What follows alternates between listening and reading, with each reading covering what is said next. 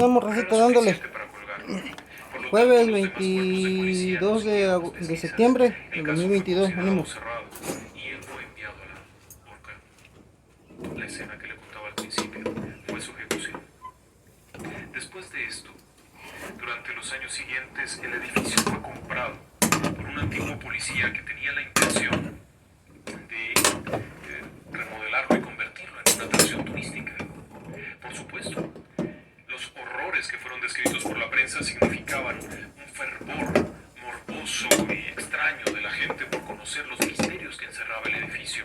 Sin embargo, algún alma caritativa lo incendiaría algún tiempo después, provocando que la segunda planta se destruyera parcialmente. El edificio permaneció ahí hasta 1937, que fue demolido. Es decir, por lo menos unos 35, 36 años después de todo esto, el edificio seguía ahí. Pero nunca se llevó a cabo una remodelación como tal. ¿Qué era lo que ocurría ahí dentro? Bueno, la historia popular dice eso, que la gente que llegaba a hospedarse, principalmente señoritas jóvenes y atractivas, eran asesinadas de formas brutales, quemadas, asfixiadas, descuartizadas, etcétera, etcétera, etcétera. También había ciertos datos que podían arrojar luz al respecto. Las publicaciones que Holmes había hecho solicitando empleados para su edificio, de los cuales nunca se supo nada. Las publicaciones en el aviso del corazón solitario, en donde había conquistado a varias damas de las cuales no se supo nada. Las investigaciones no seguirían dado que el caso se había cerrado. Y durante el periodo en el cual la feria de Columbia en Chicago, estuvo presente, hubo un número elevadísimo de personas desaparecidas y muertas. Fue un momento muy difícil para la ciudad. Así que no tenía caso seguir hurgando. El expediente se cerró con un solo asesinato. La policía consideró que las víctimas eran 9.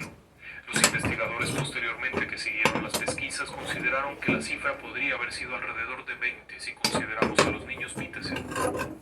Pero, posterior a esto, surgió toda una gama de investigadores que aseguraban que la cifra podía ser de 200. Lo único que sí le puedo decir, basado en diferentes testimonios, investigaciones históricas, los archivos de la policía, es que el edificio como tal no parece haber sido un verdadero castillo de los horrores, sino más bien un edificio en donde se cometieron algunos crímenes. Las cámaras aisladas con gruesas placas de hierro, las habitaciones forradas de asbesto, el ducto para cadáveres, no parecen ser más que producto de la imaginación. Tal cual. Y durante años se ha repetido la misma historia una y otra vez, contando que había horrores ahí dentro. La lógica nos dice que no tenía sentido. Si este tipo había construido este reducto misterioso con paredes aisladas, con instalaciones misteriosas, verdaderamente macabras para matar a alguien, ¿por qué tendría que incendiarlo para cobrar una prima de seguro que realmente no era tan importante? La prima del seguro que intentaba cobrar cuando fue descubierto por el incendio del edificio era de $60,000. En una sola estafa, por la muerte de Peterson, había obtenido 10,000. Había obtenido por lo menos $20,000 de una viuda acaudalada que había conocido en la región de Filadelfia. Así que no tenía sentido. ¿Por qué construir algo tan complejo, tan enredado y tan macabro, que sería su firma de muerte, obviamente, y luego incendiarlo y hacerlo público? No tiene sentido eso. Y muchos de los investigadores que han seguido la trayectoria, e incluso aquellos que pudieron entrar al edificio durante los años 20 del siglo pasado, aseguraban no haber visto todas estas parafernales misteriosas. Lo que sí es un hecho es que es el primer asesino serial en la historia de los Estados Unidos del que se tiene noticia. Era un asesino organizado. Estudiaba a las víctimas, planeaba. A diferencia de Jack el Destripador en Inglaterra, que era un asesino impetuoso que actuaba sin premeditación y solamente con la alevosía de la noche, el Dr. Holmes era un asesino meticuloso, cuidadoso, programado, encantador, como se repetiría en muchos otros casos en la historia criminal, Ted Bundy y muchos otros, simpático, agradable, guapo. Era un asesino serial en todo el extenso sentido de la palabra. Ahora bien, quiere que le diga algo interesante más. Durante los años siguientes, posteriores a la muerte del Dr. Holmes, muchos de sus colaboradores murieron en situaciones extrañas. colaborado de alguna u otra forma fue muriendo, ya fuera envenenada, se suicidaban, se tiraban de un puente. Uno de los celadores con el que había desarrollado una particular amistad en la prisión se quitaría la vida. En un periodo de tiempo, prácticamente todas las personas que habían formado parte del grupo del Dr. Holmes estaban muertas. Así es que surgió la historia y la teoría de que Holmes realmente no había muerto, sino que en su lugar habían colgado a alguien más y él había escapado para después cobrar venganza sobre todas estas personas, incluyendo a Marion Hedgeman. Bueno, En el año 2017, ya acabamos, racita. un grupo de Ahí está. investigadores, Ya está abajo, entre ellos historiadores, arqueólogos, están mis antropólogos ensayos. forenses, Ya tengo todos auspiciados por un los canal estribos. de televisión de Este historia, lado también. lograrían obtener Ahí un está. permiso dentro del cementerio de la Santa Bien, Cruz, ahora vamos a coser la gorra en porque Filadelfia, ya se anda abriendo un chingo. para localizar la tumba. Una Ánimo, vez Rosita. localizada la tumba, abrirla y examinar los restos para verificar que se tratara realmente del Dr. Holmes. Y sí, efectivamente durante las maniobras se pudo encontrar un ataúd vacío, lo cual fue una sorpresa increíble. Pero era un ataúd que habían sido ideado para ocultar. Los Pinkerton habían sido contratados nuevamente para proteger la tumba y que nadie exhumara los restos. Los mismos Pinkerton que lo habían localizado y capturado.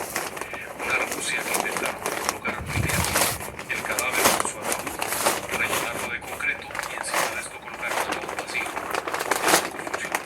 Nadie había abierto la tumba. Los investigadores pudieron extraer parte del cadáver, localizar aquella cruz que tenía un nombre, localizar la tapa con el nombre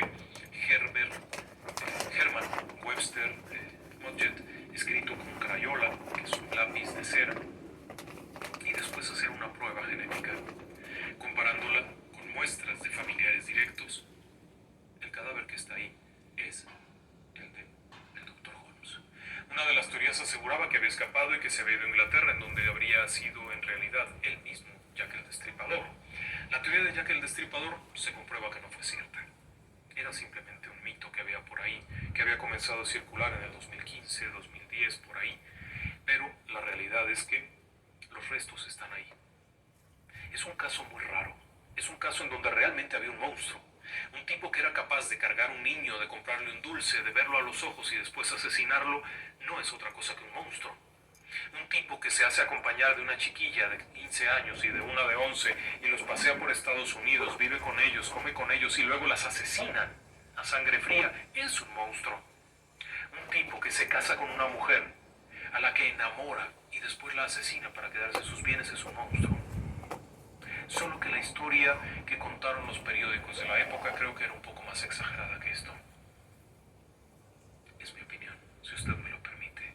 Muchísimas gracias por haberme acompañado esta noche. Ya sabe, le deseo que pasen muy buenas noches y que descansen en paz.